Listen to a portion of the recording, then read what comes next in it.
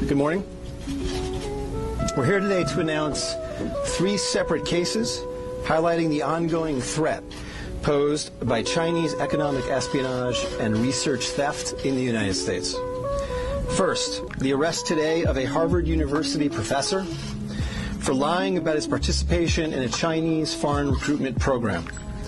Second, this morning we have unsealed a separate indictment of a Chinese national working as a scientific researcher at Boston University who failed to mention on her visa application that she is also a lieutenant with the People's Liberation Army. Finally, this office has indicted another Chinese national for trying to smuggle vials of biological material out of the United States to China and lying about it to federal investigators.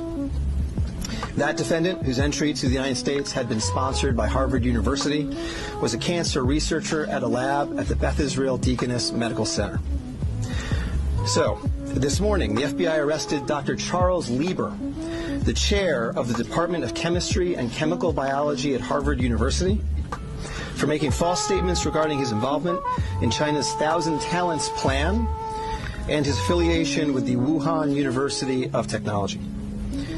The complaint alleges that Dr. Lieber signed a contract with the Chinese university in Wuhan and was paid up to $50,000 per month, plus up to $158,000 in living expenses, and awarded more than $1.5 million to set up a research lab at the Chinese school and work there on researching nanotechnology.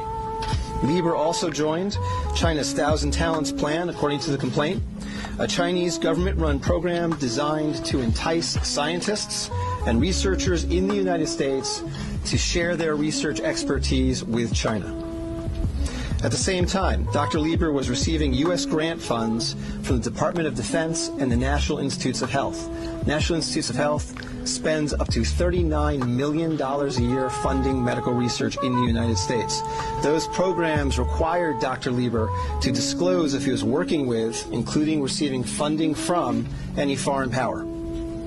When questioned, Lieber hid his involvement with the Chinese entities, including specifically disavowing any connection to China's 1,000 Talents Plan. Meanwhile, based on the complaint, it appears that China paid Lieber hundreds of thousands of dollars over the years for his involvement with the Chinese entities and for his work on research for Chinese gain. Also today, a federal grand jury indicted Yenqing Ye, a Chinese national, with lying on her J-1 visa application, making false statements to Customs and Border Protection, conspiracy, and being an unregistered agent of the People's Republic of China.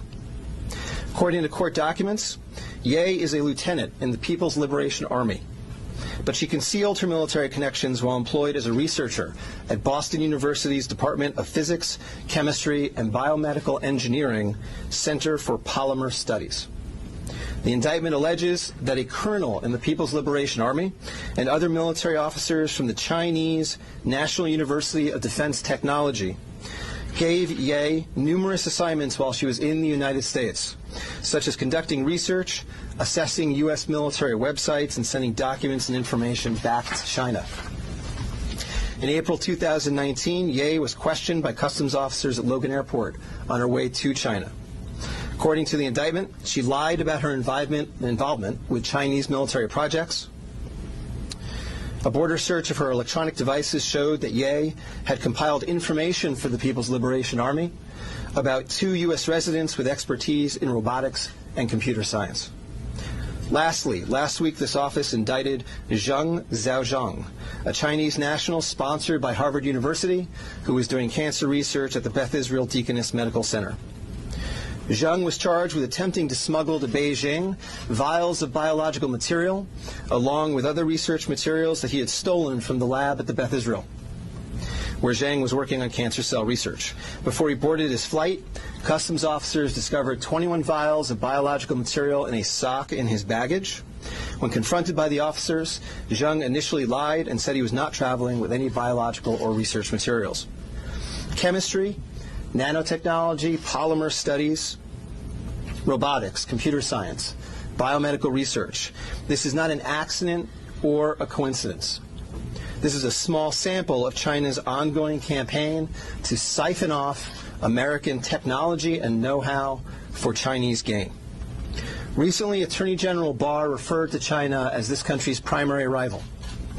Similarly, FBI Director Chris Wray recently told Congress that right now there is no country that poses a greater counterintelligence threat to the United States than China. Through the use of not only traditional intelligence officers, but academics, researchers, its own private citizens, China is engaged in a massive, long-term campaign to steal U.S. research and technology for its own uses. As demonstrated by these cases, on the academic side, the Chinese government uses partnerships and exchanges with U.S. schools and research institutions to access cutting-edge research and equipment. Obviously, most visiting Chinese academics and researchers are here to work in good faith in U.S. institutions, but some of them are not. Some number have been incentivized by the Chinese government, either through the use of money or other means, to gather U.S. research and smuggle it back to China.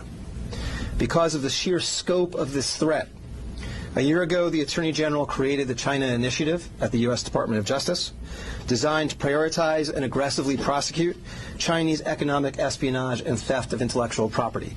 The cases we are announcing today are part of that effort.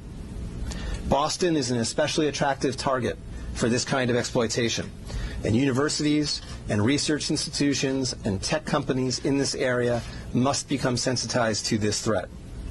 Our community benefits greatly from the diversity and talent of international visitors and our partnerships with foreign institutions, especially research institutions. But Chinese economic espionage and theft is a real and daily occurrence that we must begin to confront.